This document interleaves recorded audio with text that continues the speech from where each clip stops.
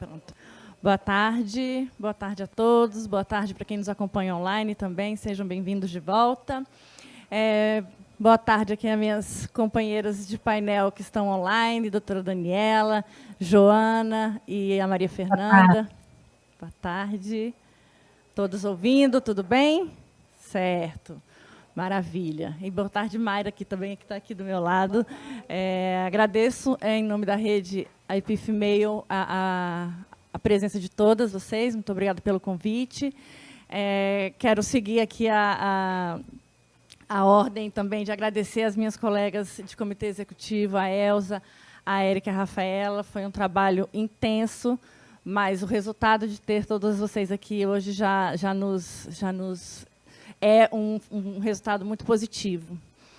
Bom, coube a nós falar um pouquinho da disparidade regional do conhecimento, da informação da propriedade intelectual, né?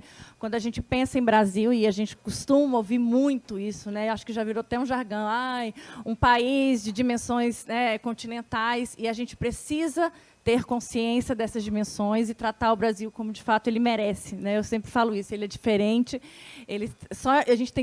é um país que a gente divide um mesmo idioma, com vários dialetos, sotaques divididos, né, nas regiões. Nós temos 6 biomas, nós temos 4 fusos horários, a gente tem uma disparidade social, educacional, que representa o Brasil, e aí isso requer, e diante desses números, e diante dessas informações que nós temos, eu acho que traz uma responsabilidade muito maior de como nós, enquanto detentores do conhecimento da propriedade intelectual, representantes de instituições, podemos atuar proativamente para diminuir essa disparidade. Eu acho que parte dessa responsabilidade cabe a nós, porque o conhecimento traz também responsabilidades. Se a gente pensa na questão no último censo de 2022, a gente tem como sendo um estado do Nordeste com o menor índice industrial do país. E também não adianta a gente querer que determinados estados adquiram um crescimento industrial a ponto de trazer números expressivos, por exemplo, em patente. É preciso a gente trabalhar os ativos de propriedade intelectual de uma forma mais ampla. Convencionou-se, pelo menos eu, que não vim da área do direito, quando eu entrei em propriedade intelectual, as pessoas, e até hoje usam muito, sinônimo de propriedade intelectual é patente. Então, é só patente, a gente só vale a gente pegar os dados de patente, enquanto a gente tem... a marca também já tem saído bem conhecida, mas a gente tem indicações geográficas, a gente tem marcas coletivas que são muito importantes, a gente tem conhecimentos tradicionais, ou seja, em determinadas regiões do país, a gente vai trabalhar muito a patente, a gente vai ter um retorno muito importante de patente. Mas alguns estados brasileiros vão se destacar pelas indicações geográficas, pelo conhecimento tradicional. Isso é propriedade intelectual também. Como é que a gente pode fazer circular esses outros ativos também de propriedade intelectual? E ressalto ainda que alguns dessas indicações geográficas, foi muito que a gente conversou, né, Mayra? Como alguns desse repertório intelectual que nós temos também é feito por mulheres.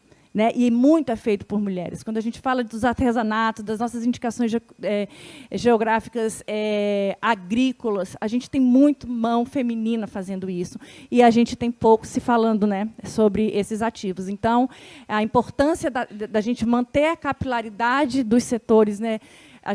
Eu sou pernambucana, né, sou nordestina, apesar de não ter sotaque, porque eu fui morar muito pequena em Brasília, mas a gente convencionou também entender que propriedade intelectual acontece no Rio de Janeiro.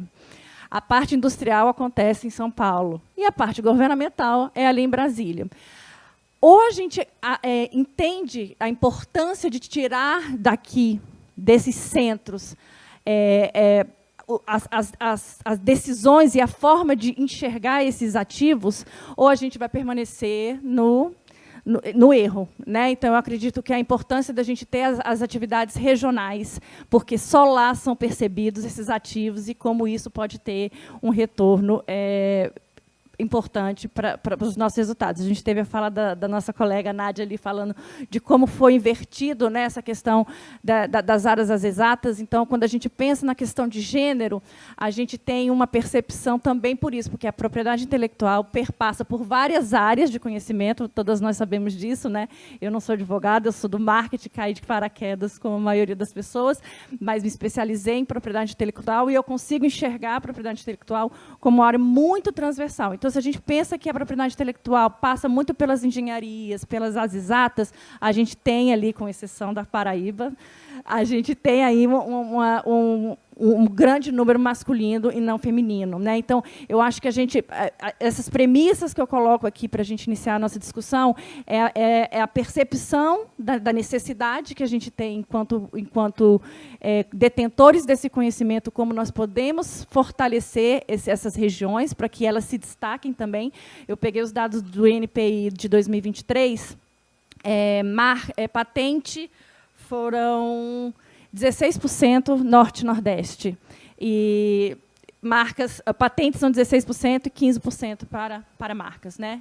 Então, assim, de todo o montante que a gente teve de depósito de marcas e patentes em 2023, norte e nordeste chega a 16% e 15%, a depender de marcas e patentes. Então, aí a gente tem que pensar nas possibilidades que nós temos em que fazer isso, enquanto detentores desse conhecimento, e como a gente pode fortalecer o repertório intelectual feminino, analisando as competências de cada região, né? Eu acho que a gente respeita o Brasil e trata ele como ele merece, não querer impor que determinadas regiões façam isso ou aquilo para que tenha números expressivos. A gente vai no caminho inverso, a gente reconhece qual é o que fortalece determinada região e, a partir dali, a gente tira o que tem de repertório intelectual para que seja protegido, que seja reverberado e a gente se fortaleça enquanto nação. Certo? Eu vou aqui apresentar, então, dar a palavra para as minhas colegas, para elas poderem opinar também. Como eu estou com muitas das meninas lá, vamos começar por elas. Deixa eu só pegar aqui a minha colinha da mini bio delas. Daniela, você está me ouvindo? Sim, estou ouvindo. Certo. A Daniela, ela está lá do Amapá, ela ia estar aqui com a gente, foi um contratempo que tirou ela de estar aqui presente com a gente, mas ela é consultora e proprietária da Fortunato Marcas e Patentes e conselheira estadual da OAB Amapá, é advogada e mestre em propriedade intelectual e inovação pelo INPI. Ela vai trazer uma visão um pouquinho lá do norte, como é que a gente tem essa percepção da propriedade intelectual no norte do país. A palavra é sua, doutora Daniela. Muito obrigada. Quero agradecer primeiro ao convite, a oportunidade de estar junto com vocês nessa rede, que eu acho tão importante, justamente pelo que eu vou falar hoje aqui, que é a experiência que eu tive também com uma rede aqui no Norte. Então, há algum tempo atrás, nós tivemos essa rede, mas antes eu quero já cumprimentar todas as presentes, todas as colegas de mesa, através da nossa mediadora, que é a Maria Cláudia, se sintam todas cumprimentadas por mim. Okay? Então, assim, quando a Maria Cláudia me fez o convite e lançou o tema, eu fiquei pensando de que forma eu vou apresentar a visão que eu tenho sobre esse tema, sobre essas disparidades regionais, sobre como esse conhecimento compõe e circula aqui no Norte. E, de repente, eu lembrei, não, mas eu tive uma experiência com uma rede há alguns anos atrás, lá em 2003, quando eu iniciei na área de propriedade intelectual. Eu fui convidada para assumir a assessoria jurídica de propriedade intelectual do IEPA, que é o Instituto Estadual nosso de Pesquisa, o Instituto de Pesquisas Científicas e Tecnológicas do Amapá, e fiquei por 8 anos no IEPA. Então, quando eu entrei no IEPA, você imagina a dificuldade, internet no Amapá nem existia praticamente, era muito complicado. Nós não tínhamos WhatsApp, nós não tínhamos as redes sociais. Então, você imagina eu entrando ali, conhecendo a TI e começar a trabalhar com TI e ter acesso a conhecimento, ter acesso a fazer uma network. Então, claro que eu fiz algumas viagens, participei de seminários no Rio de Janeiro na época, mas começamos a nos contactar as mulheres que estavam à frente de núcleos de propriedade intelectual aqui no Norte, nos institutos de pesquisa. Então, comecei a contactar com quem estava ali à frente do núcleo de PI do Emílio Bild, da FUCAP, do INPA, de algumas instituições. E a maioria, por incrível que pareça, eram mulheres. Então, até quero citar aqui as que iniciaram essa rede. Que rede foi essa? A intenção não era que fosse uma rede de mulheres, mas que fosse uma rede justamente para nós podermos trocar conhecimento, trocar experiências. A intenção não era que fosse uma rede de mulheres, mas trocar conhecimento, porque nós percebemos que mesmo o conhecimento que nós íamos buscar ali no Rio, no Sul, Sudeste, não nos ajudava em tudo que nós precisávamos. Por quê? Porque nas nossas instituições que nós trabalhávamos aqui no Norte, a propriedade intelectual ela seria usada de uma forma diferente, que foi como a Maria Cláudia começou a falar no início. A nossa realidade no Norte não é a mesma do Sul-Sudeste. Então, aqui, o que é que nós tínhamos que lidar? Com questões de acesso à biodiversidade, patrimônio genético, nós tínhamos que lidar com comunidades tradicionais, nós tínhamos que lidar com questões relativas à biotecnologia, à bioeconomia, já que hoje se fala bioeconomia. Então, esse conhecimento também, muitas coisas, muitos assuntos, muitas coisas no dia a dia, nos institutos, que nós tínhamos dúvida, às vezes os colegas do Sul-Sudeste não conseguiam nos ajudar. E tinham coisas novas que nós mesmas teríamos que enfrentar, desafios novos aqui, porque são inerentes à nossa realidade. Então, nós sentimos que era necessário fazer essa rede, também para disseminar o que era a propriedade intelectual, também para termos essa troca e também para trazer as comunidades tradicionais mais para perto da gente. Então, como era o nome dessa rede? Rede Norte de Propriedade Intelectual, Biodiversidade e Conhecimentos Tradicionais. E quem foi que iniciou essa rede? Eu faço questão aqui de citar os nomes, porque sinto que é como se elas estivessem aqui comigo. Na época, estava à frente do núcleo de PI a Carla Bela Aroucas, aí a Benedita Barros. Então, era no MPEG. No CESUP, Eliane Moreira, também à frente do núcleo de PI. No INPA, Noélia Falcão. E na FUCAP, nós tínhamos a Sônia Tapajós, que já não está mais entre nós, e a Francisca Dantas. Então, e eu lá no IEPA. Então, essas foram as mulheres superpoderosas que resolveram enfrentar esse desafio nessa época e iniciar essa rede. Você imagina qual era a forma de nós nos conectarmos? Era um grupo do Yahoo. Não sei se vocês lembram que existia um grupo do Yahoo, e o grupo do Yahoo era um grupo que, na realidade, você mandava a mensagem por e-mail e o seu e-mail ia para todas as pessoas que estivessem no grupo. Então, essa era a nossa forma de comunicação, porque você imagina as distâncias aqui no Norte, que não são fáceis.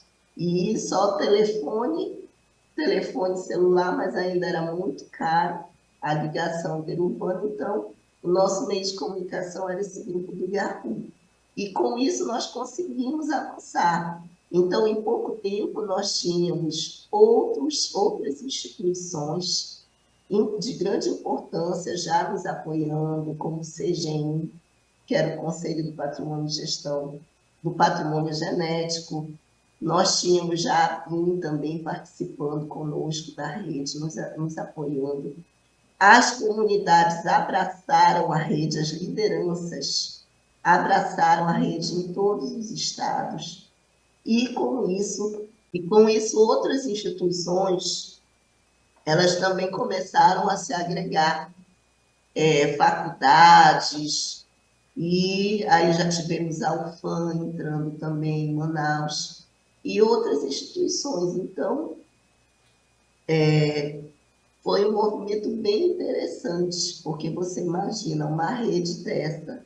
Hoje já é difícil você trabalhar com as lideranças de comunidades, e você imagina naquela época. Então, realmente foi um grande desafio. Mas nós conseguimos, e conseguimos ir conversando e sanando, porque, por exemplo, no IEPA, a maior parte era a mesma realidade nos outros institutos. A maior parte das pesquisas envolvia conhecimentos tradicionais.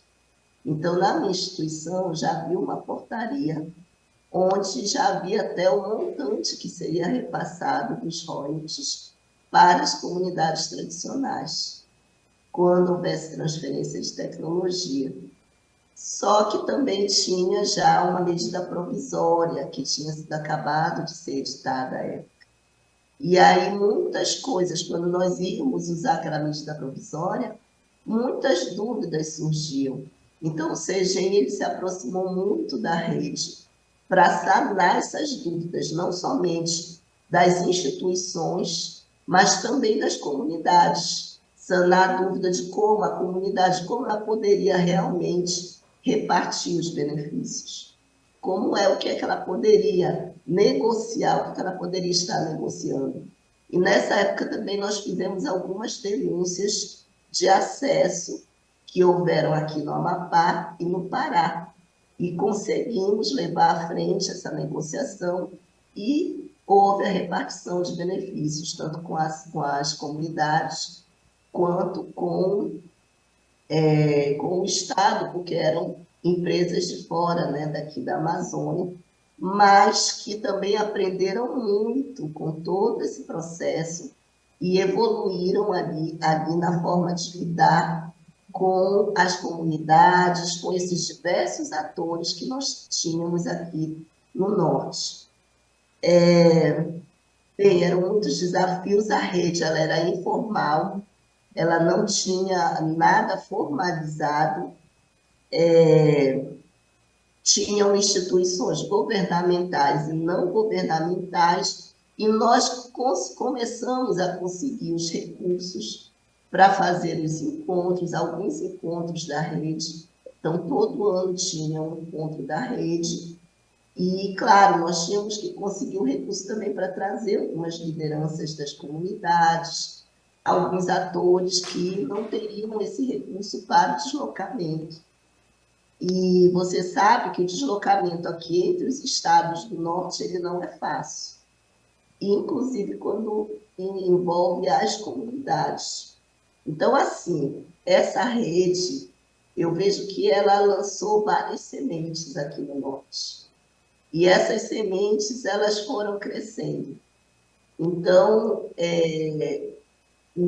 começamos também, nessa época, como rede, a participar do debate já do projeto de lei, da nossa primeira lei de inovação, também da lei de acesso ao patrimônio genético, porque até então era somente uma medida provisória. Então, nós participamos de todo esse contexto como rede. Estivemos presentes, levando esse debate, debatendo essas leis que foram tão importantes, né, que marcaram aí uma mudança do processo de inovação, né, de desenvolvimento da inovação no nosso país, considerando que a Maria Cláudia falou no início, que é a minha visão, de que na inovação, na PI, nós temos sim que considerar essas diferenças regionais, porque realmente nós somos uma grande nação, mas uma nação diversa.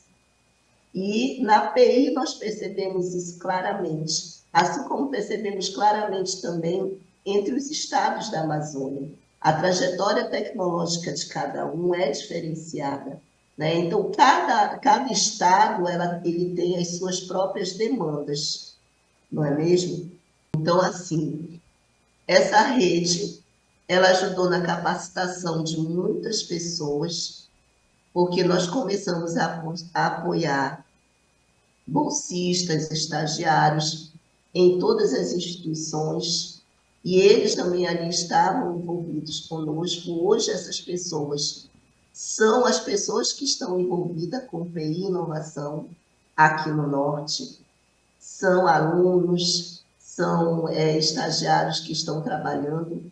Muitos dos profissionais da época da rede também foram para o Sudeste. Nós temos colegas que estão trabalhando na Fiocruz, nós temos colegas que estão trabalhando na UFAM, temos colega trabalhando na FRJ, colaborando. Então, são sementes e que renderam frutos. E hoje, nessa época, o que se falava sobre inovação? O que se falava sobre PI? Quase nada. No Amapá, eu falava sobre PI, parecia que eu estava falando outro idioma. Eu não estava falando português. Então, hoje, nós visualizamos o avanço que já houve na disseminação da PI.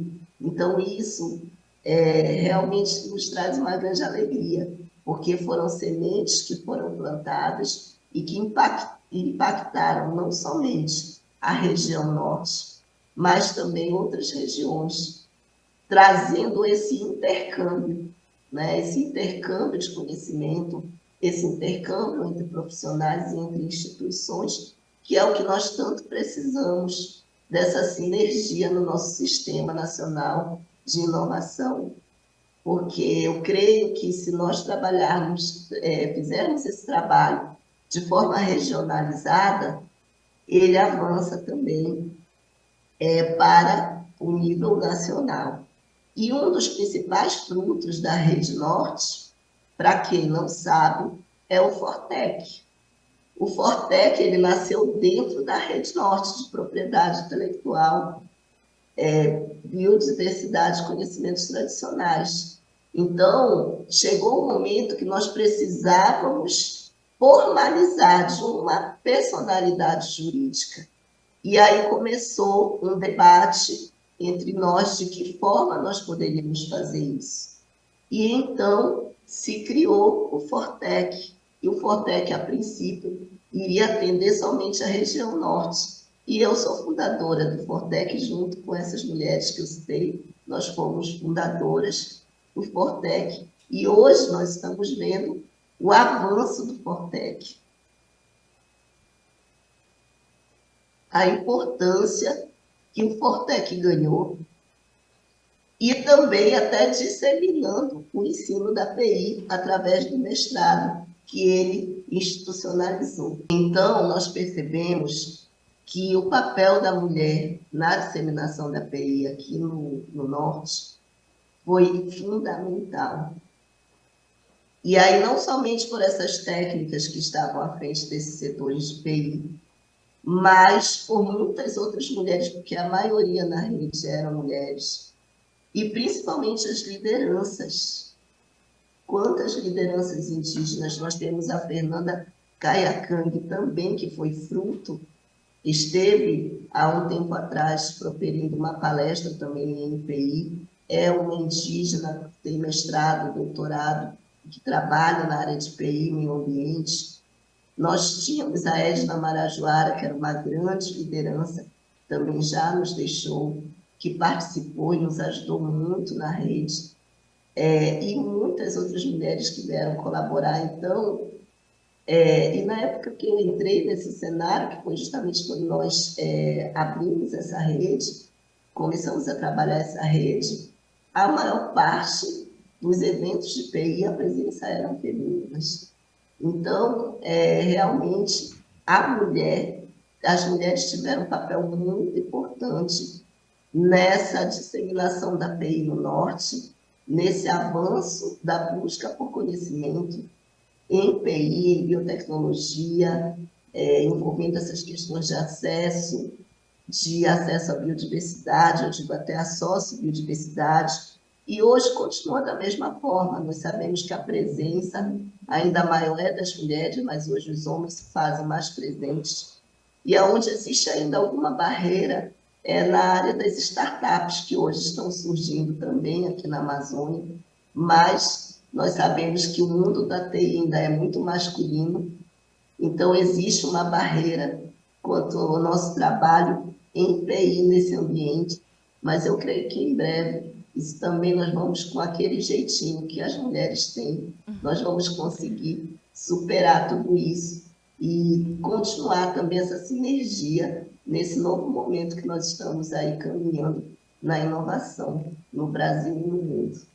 Isso. Ok? Então, eu agradeço e, assim, o meu desejo é que, da mesma forma que a Rede Norte teve tanto sucesso, teve tantos frutos, que a PI Female também venha marcar, né, um tempo agora e que venha também deixar que no futuro nós possamos contar que a PI Female também deixou sementes e colheu bons frutos de todo esse trabalho, e esse evento já é um desses. Ok? Então, agradeço a todas e encerro aqui a minha participação. Maravilha, Daniela, muito obrigada pela sua fala e reforçou aqueles pontos iniciais da importância da gente entender as diferenças e tratá-la com essas diferenças para que a gente tenha bons frutos, como você bem enfatizou. Bom, agora